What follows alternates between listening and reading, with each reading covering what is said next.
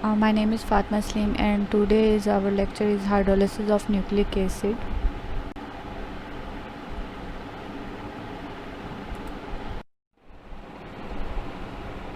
Hydrolysis of nucleic acid includes hydrolysis by acid or base, RNA hydrolysis and hydrolysis of DNA, and another method enzymatic hydrolysis. Nucleic acid polymerases can be extremely long molecule and therefore difficult to manipulate and sequence. Similarly, it may be desirable to rearrange region within a polynucleotide or insert or delete specific regions. All these processes require the ability to selectively hydrolyze phosphodiester bond within the polynucleotide molecule. So it is very necessary to hydrolyze the chain of the nucleic acids to manipulate it or add or remove some specific region. Hydrolysis by acids or bases, and first of all we are going to discuss here about the hydrolysis of RNA. RNA is more liable or susceptible to hydrolysis by dilute alkali, whereas DNA is not, and why this is not, it will be discussed in the next slide. The hydrolysis of RNA by alkali occurs at random locations. Cellular RNA molecules contain phosphates or hydroxyl ends, or are 2' 3' cyclic phosphate may be present at the terminals. So the hydrolysis of RNA by alkali occurs at random locations along the phosphodiester backbone, resulting fragments with either 2' or 3' phosphate groups. The cyclic 2' 3' phosphates is unstable and decomposes randomly with the phosphates on the either group. RNA hydrolysis is a reaction in which phosphodiester bond in the sugar phosphate backbone of RNA is broken, cleaving the RNA molecule. So RNA is susceptible to this base catalyzed hydrolysis because the ribose sugar in RNA has a hydroxyl group at the 2' position. This feature makes RNA chemically unstable compared to DNA. As we all know that the structure of pentose sugar and differentiated between RNA and DNA is all about that pentose sugar, that RNA has a 2' hydroxyl group and DNA didn't have this 2' hydroxyl group, and thus is not susceptible to base catalyzed hydrolysis. Mechanism of base catalyzed RNA hydrolysis included 4 steps that are base catalyzed deprotonation, and here is a base in the presence of a base which causes deprotonation of the 2' hydroxyl group. Base abstract and proton, leaving oxygen ready to attack on the adjacent phosphorus as a nucleophile, and then there is a transition state which have 5 in which phosphorus atom is chemically bonded with the 5 other oxygens, and this is very unstable state there, that's why it is called transition state. Then there is a phosphodiester bond is broken, cleaving the RNA backbone. The 2' 3' cyclic phosphate groups in step 3 hydrolyze to either the 2' or a 3' phosphate, so it depends upon the how it will works. Might be a 2' phosphate is formed, or a 3' phosphate group is cyclic phosphate is hydrolyzed into a 3' phosphate. Here is the overall mechanism of the reaction step by step. In first step you can see that base deprotonation of the hydroxyl group at position 2 carbon of the ribose sugar, and a base is attacking on the hydroxyl group, leaving oxygen ready to attack on the phosphorus as a nucleophile. And then there is a transition state. You can see that phosphorus is now bonded with the 5 other oxygens, and this is a unstable state, as we all know. And then there is a two products, one is cleaved RNA molecule, and one is with phosphate group, making 2' 3' cyclic phosphate group, and which is then hydrolyzed as it could be a 3' phosphate group nucleotide, or it could be a 2' phosphate nucleotide. You can see that here, and the rest of the chain is leaving. This is the overall mechanism of the reaction, and this is very simple one. DNA does not undergo any basic a basic hydrolysis, just because it doesn't possess that hydroxyl group on the position carbon prime 2 of ribose sugar. So that is make it more unstable or stable molecule as compared to RNA. It is essential that the primary linear structure of DNA is stable to preserve the sequence of bases and hence the genetic code, because DNA is an inherited material. The bases are assembled as a nucleotide unit together by a phosphate diester links, as we all know. Given the need to permanently retain genetic information, it is not surprising that the phosphate diester is far more kinetically stable than other common biological functional groups such as amides or esters. However, the backbone must also be cleavable to facilitate the synthesis, manipulation, and repair of DNA. This role is naturally carried out by nucleases, which catalyze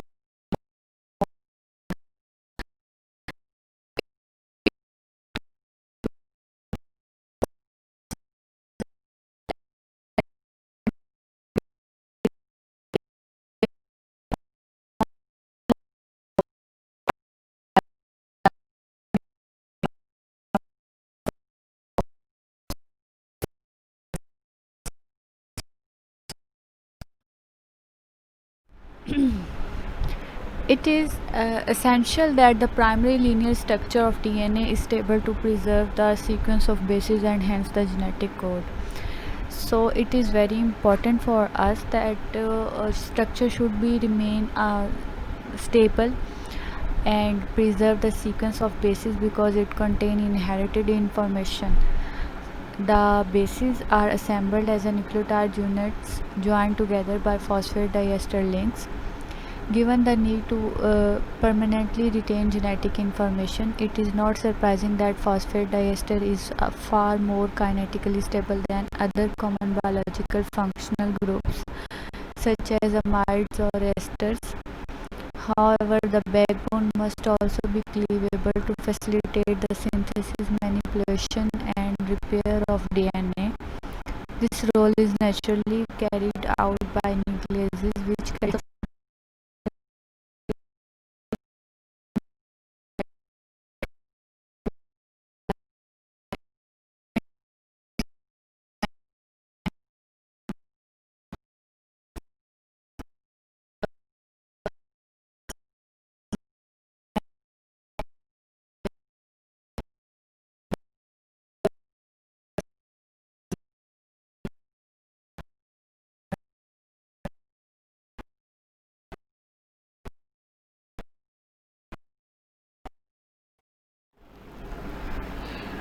complete hydrolysis of a chromosomal nucleic acid give inorganic phosphate to deoxyribose sugar and 4 different heterocyclic bases shown in the following diagram.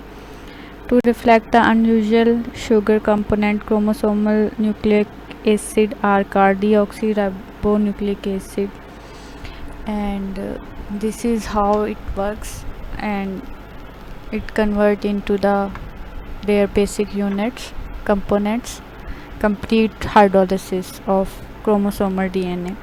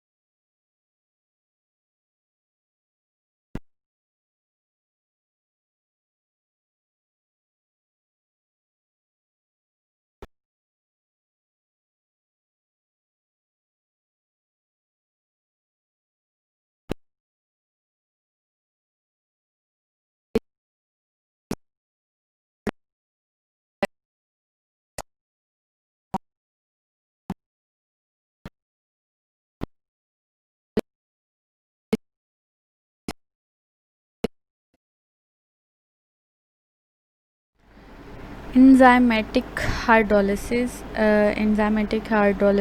including all the enzymes that are used for the hydrolysis of nucleic acids. So enzymes that hydrolyze nucleic acids are called nucleases. They are required for normal housekeeping functions in the biosynthesis and turnover of the nucleic acids. So these are present in our body already. They are also required for digestion of nucleic acids in the diet. We eat so many things in our diet which have DNA molecules inside, and our bodies need to digest them. So nucleases are present there to digest them or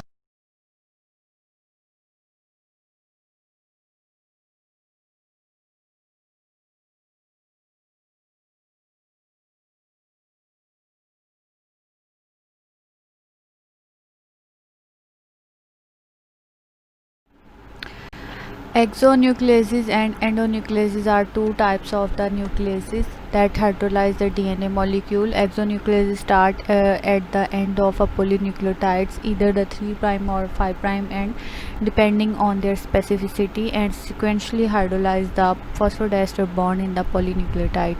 So it is specified for the which end it is working for, and it hydrolyze only the end of the chain.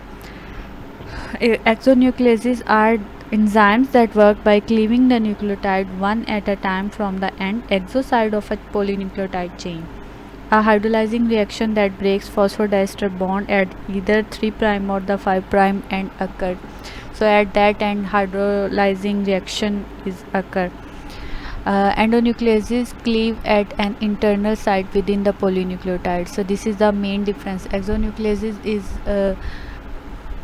hydrolyze at the end of the chain, and internal sites are cleaved by the endonucleases. Although there may be multiple internal sites that are susceptible, the endonucleases do not sequentially hydrolyze the phosphodiester bond at such a sites.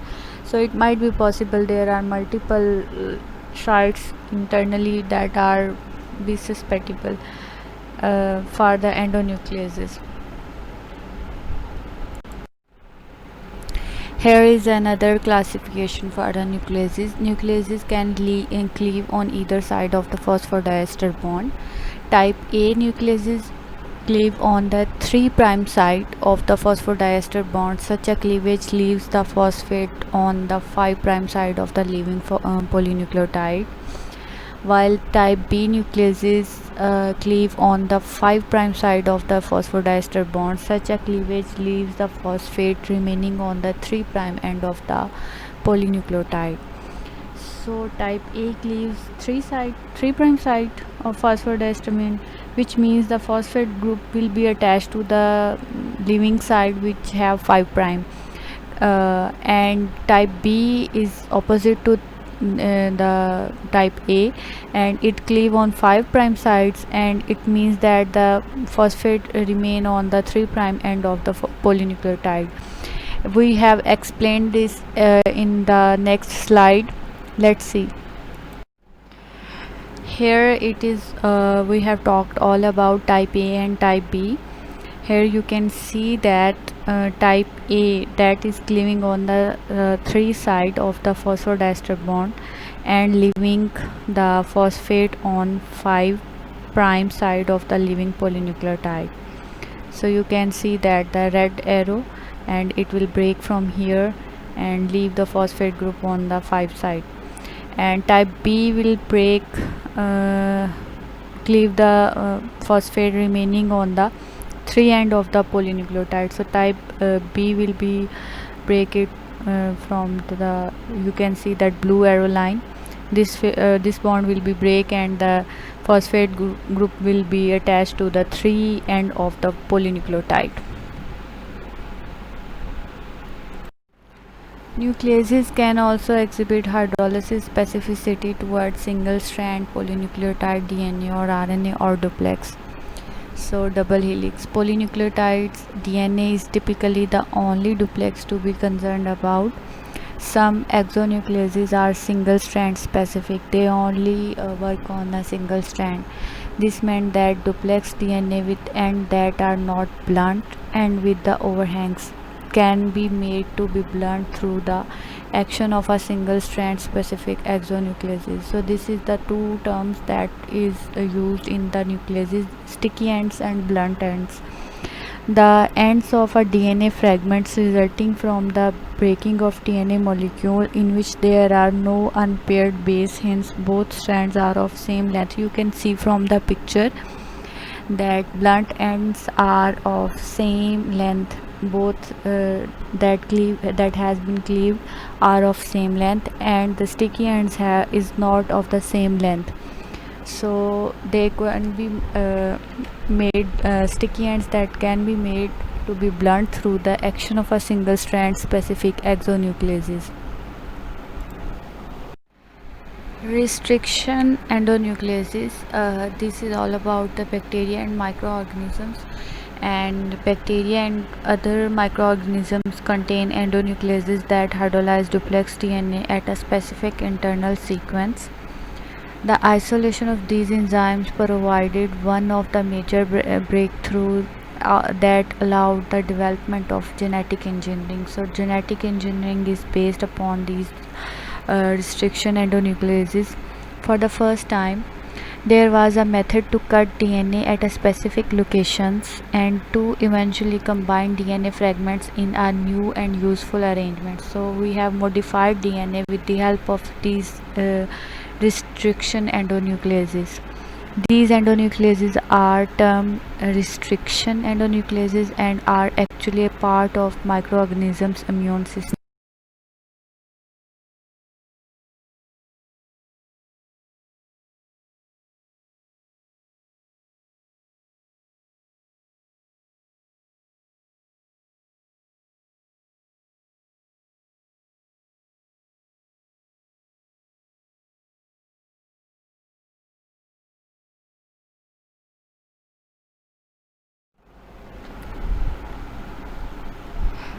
There are three categories of restriction endonuclease. These are mainly type 1, type 2 and type 3. We will discuss in these three types in next slides. They are categorized based on their mechanism of action.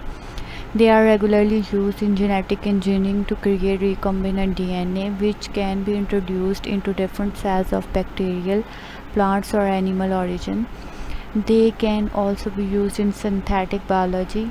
Cas9, CRISPR associated protein 9 is one notable example of an endonuclease. It is a protein which plays an important role in the immunological defense of certain bacteria against DNA viruses. It has become more well known due to its uses in genetic engineering.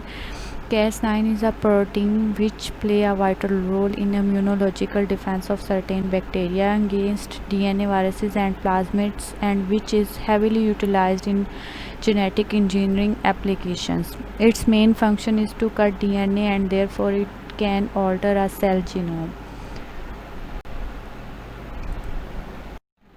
So type 1 and type 2 restriction endonucleases are multi-subunits complexes that include endonucleases and methylase activities.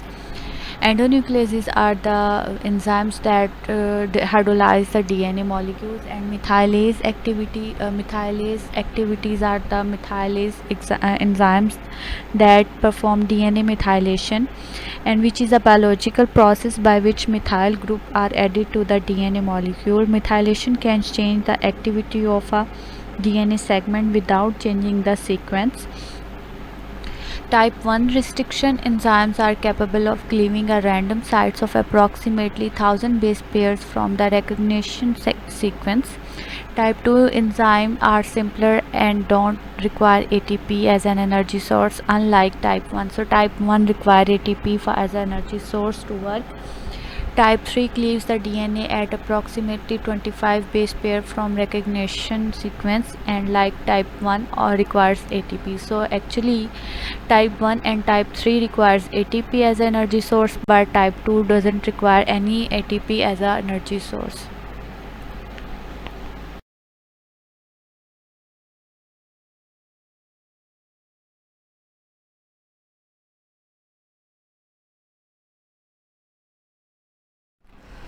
Type 1 restriction endonucleases and type 3 restriction endonucleases are same at some points and different at some points. Let's discuss about them.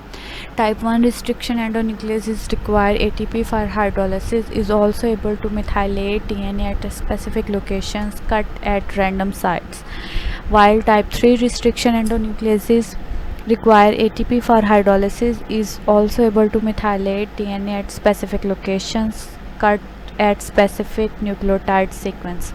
So basically the two similarities in type 1 and type 3, which are both require ATP for hydrolysis and both can methylate DNA at specific locations, but type 1 restriction enzyme endonucleases cuts at a random site and type 3 cuts at a specific nucleotide sequence. So this is the difference between type 1 and type 3.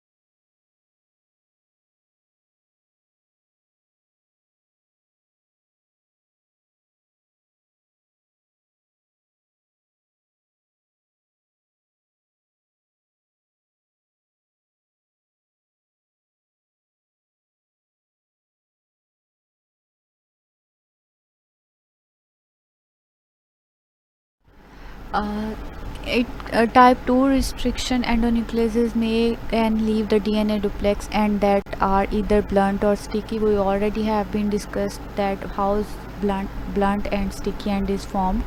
Sticky ends can be 3' overhangs or 5' overhangs. You can see in the picture that the sticky ends how they look like. Sticky ends of different DNA fragments produced by the same enzymes are complementary and can be joined together in new way.